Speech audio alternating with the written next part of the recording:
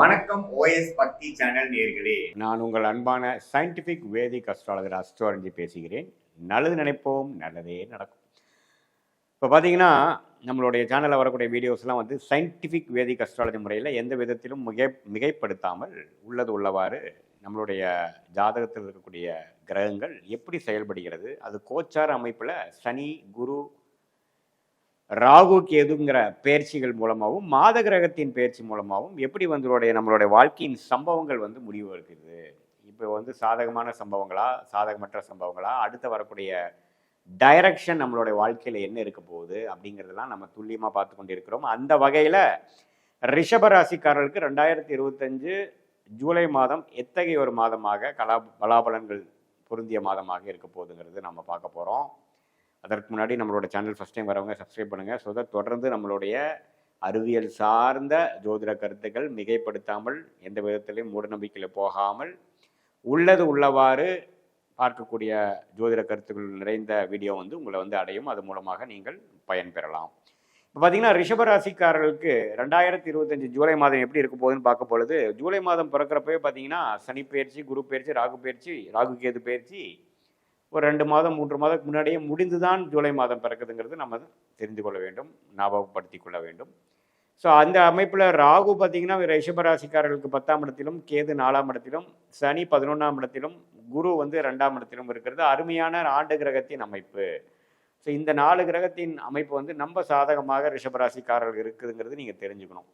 அடுத்தபடியாக ராசி அதிபதி சுக்கிரன் ரிஷபத்திலேயே ஆட்சி பலத்தோட மாதம் முழுக்கும் கிட்டத்தட்ட 27 நாள் 3.5 வாரம் ரிஷபத்திலேயே சுக்கிரன் இருக்கக்கூடிய அமைப்பு மிகவும் நன்று.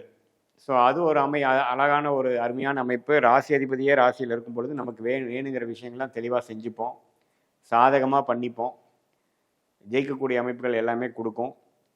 வீடு, வண்டி, வாகனம், கல்யாணம் விஷயங்கள், பெண்கள் விஷயங்கள், நகை, ஆடம்பர ஆபரணங்கள்லாம் கொஞ்சம் வாங்குறது, அது மாதிரி சுப விஷயங்கள் நடக்கக்கூடிய ஒரு அருமையான மாதமாக இருக்கிறது. 2ஆம் இடத்துல குரு, அவரோட 4ஆம் வீட்டது சூரியன் சேர்றது அருமை. சொத்துக்கள் வாங்கக்கூடிய அமைப்புகள், சொத்துக்கள் மூலமாக வருமானம் வரக்கூடிய அமைப்புகள், இதெல்லாம் அருமையாக நடக்கக்கூடிய அமைப்புகள் உண்டு. வருமானத்துக்கு பிரச்சனை இல்லை. அதே சமயத்தில் சனி 11ஆம் இடத்துல இருக்கிறது நல்ல ஒரு அமைப்பு.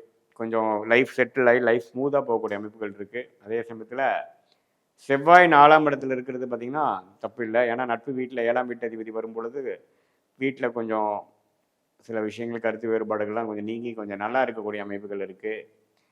வண்டி, வாகனம், அதே சமயத்தில் வீடு, இடம், கட்டிடம், அது மாதிரி சில விஷயங்கள்லாம் பாசிட்டிவாக நடக்கக்கூடிய அமைப்புகள் உண்டு, வாங்குற மாதிரி இருக்குது.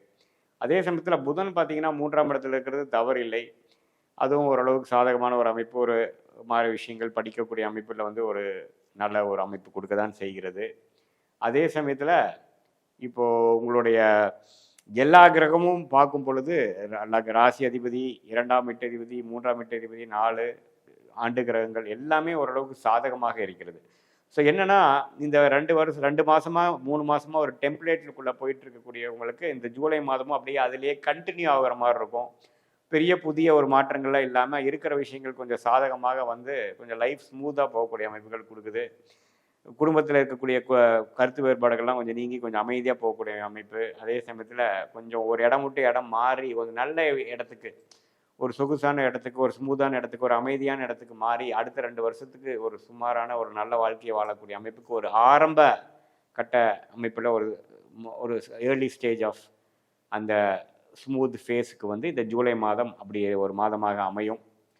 ஸோ இப்போ பார்த்திங்கன்னா அரசு சம்மந்தப்பட்ட விஷயங்களில் சாதகமான விஷயங்கள் கிடைக்கிறது.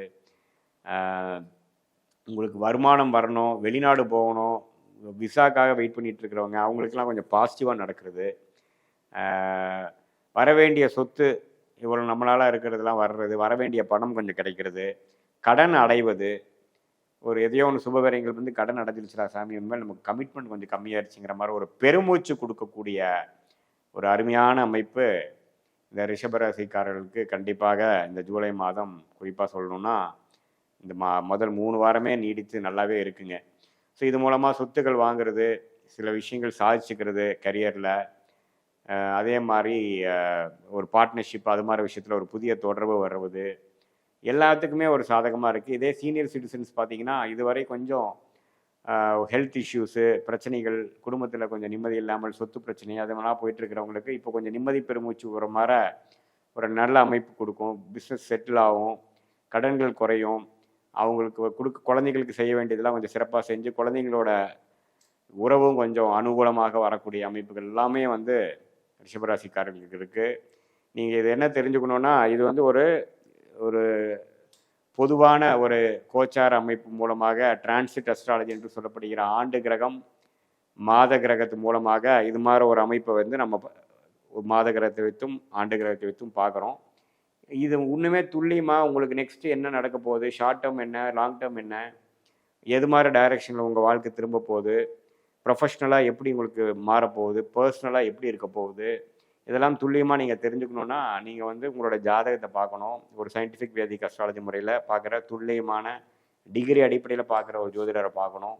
அது மூலமாக இந்த கோச்சாரை நான் சொன்ன இந்த சனி பயிற்சி, குரு பயிற்சி, ராகு கேது பயிற்சி மற்ற மாத கிரகத்தின் அமைப்பு வைத்து ரெண்டையும் சேர்த்து வைத்து பார்க்கும் பொழுது உங்களுடைய தசாபுக்திகள் எப்படி இருக்கிறது, உங்கள் லக்னம் என்ன, இதெல்லாம் வச்சு சேர்த்து பார்க்கும் பொழுது கண்டிப்பாக வந்து இன்னுமே துல்லியமான ஒரு பலாபலன்கள் எடுக்கக்கூடிய அமைப்புகள் கட்டாயம் உண்டு. ஸோ இது வந்து இதுவரைக்கும் நம்ம பார்த்துட்டு இருந்தது ஒரு பொதுவான பலன் தான். உங்கள் ஜாதகத்தோட மிக்ஸ் பண்ணி சேர்த்து பார்க்கும் பொழுது இன்னுமே நமக்கு கிளாரிட்டி நல்லா கிடைக்கும். நாம் சொன்ன பலன்கள் வந்து உங்களுக்கு யோகமான தசையில் நடக்கிறப்ப இன்னும் கொஞ்சம் கூடுதலாகவும், கொஞ்சம் சுமாரான தசாபுக்திகள் உங்களோட ஜாதக பிரகாரம் உங்கள் லக்ன பிரகாரம் நடக்கும் பொழுது நான் சொன்ன இந்த பலாபலன்கள் சற்று குறைவாகவும் இருக்கக்கூடிய அமைப்புகள் இருக்குங்கிறது தெரிஞ்சுக்கணும். இது ஒரு பொதுவான அமைப்புங்கிறது நீங்கள் தெரிஞ்சுக்கணும். மீண்டும் மற்றொரு காணொளியில் சந்திப்போம். நன்றி, வணக்கம். இந்த நிகழ்ச்சியை பற்றிய உங்கள் கருத்துக்களை கீழிருக்கும் தொலைபேசி எண் மற்றும் மின்னஞ்சலில் தெரிவிக்கலாம்.